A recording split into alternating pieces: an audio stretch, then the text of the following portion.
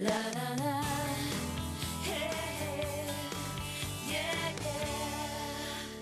Welcome back to Daytime here on Rogers TV. Well, chronic kidney disease is something that affects quite a few Canadians and many right here in our community. But some of the treatments that are out there that are meant to help can in fact be hurting, and we want to make sure that we talk about it so that everyone is aware of some of the risks. And joining us to tell us everything we need to know about it is Marie-Ève Chainey. We love your name. It's so beautiful and romantic. Who is an ImPACKD member and CKD patient. It's nice to meet you, Marie-Ève. Thanks for being here. No problem. First of all, let's, if it's all right with you, if you could just give us a background story of how you found out that you were ill and what you've been through. It was actually very sudden. I did an exchange program in Spain and, you know, studying there, learning a new language and enjoying the food. Yes. Yeah, very much so. And then after a couple of months, I started gaining weight a little bit. So I was wondering, like, what's going on? You know, I was there for high jumping, so my high jump coach did not like that. So I started training a little bit more. And it ended up that the weight I was gaining was actually water because my kidneys had failed.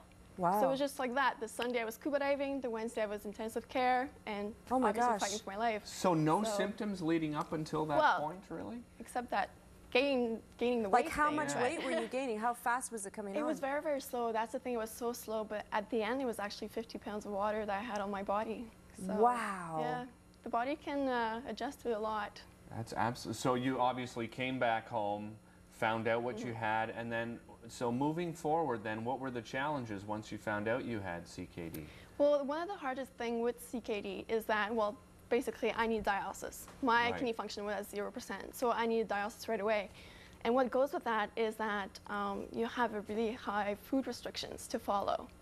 And this is one of the major part, but the other thing is energy and going to treatments, and obviously it's a lot to take on. Changes your entire life. And a lot of medication to take, a well, lot. Speaking of medication and some of the things that are given to you to help is, as we understand it, we've had a read of the background that your body starts to accumulate phosphorus, and to try and get rid of the phosphorus, you're given calcium. Yep. But this is risky. Can you tell us why? It is. Well, one other thing is we don't want phosphate to accumulate in your body, since CKD patients cannot excrete it like normal people can. And to try to get rid of it, they give you calcium. So the calcium will bind with the phosphate, and that's how we kind of, you know, it kind of goes away. The problem is it will bind with it, but it will also accumulate in your body if there's excess. And that's what's happening most of the time, is that there's too much calcium being prescribed, and there's calcium being, like, you know, deposits all over your body, but also in your organs and your tissues and your bones. And so when that happens and you've got all these deposits throughout your body, what happens inside your body?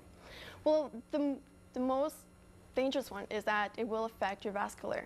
Okay. So what happens is, at an extreme case, you can actually see arteries on your x-rays. Wow. So I mean, if you think about that, it's basically the arteries are changing into bone structure. So obviously you'll have high blood pressure, and the blood cannot go through as easily. So that's a major case that will happen with CKD patients. And CKD patients were the ones who decided to put this ImPACKD effort together.